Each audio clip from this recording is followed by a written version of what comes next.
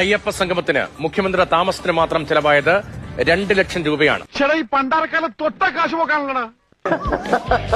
Taxi സംവിധാനത്തിനായി 10,57,000 രൂപ ചെലവായി. ആ കാട്ടുകള്ളനെ സെക്രട്ടറി ആക്കരുതെന്ന് ഞാൻ 1000 തവണ പറഞ്ഞാണ്, കേട്ടില്ല, അനുഭവിച്ചോ? ഡീസലിന് മാത്രമായി 7,23,330 രൂപ 35 പൈസ ഡിസ്കൗണ്ട്. മുഖ്യമന്ത്രിയുടെ മുറിയിലേക്ക് പുതിയ കട്ടിലും മെത്തയും തലേണയും സോഫയും അതുപോലെ കസേരകളും പരവതാനിയും ഒക്കെ വാങ്ങിച്ചിരുന്നു.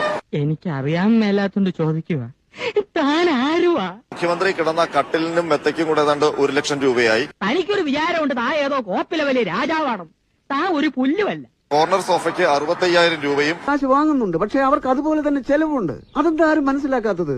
ഗസ്റ്റ് ഹൌസിന്റെ ഇടനാഴിയിൽ ചുവപ്പ് പരവതാനിക്ക് 15,930 രൂപയുമാണ് ചിലവായത്. സത്യം പറയാലോ, ഒരു മാസം തട്ടി മുട്ടി ജീവിച്ചു പോണെങ്കിൽ തന്നെ 1.5 കോടി രൂപ വേണം. ആഗോള അയ്യപ്പ സംഗമത്തിന് ചെലവായത് 10.99 കോടി എന്ന ഓഡിറ്റ് റിപ്പോർട്ട്. നമ്മുടെ നാടിന്റെ വികസനത്തിനാണല്ലോ എന്ന് ഓർക്കുമ്പോ ഒരാശ്വാസം.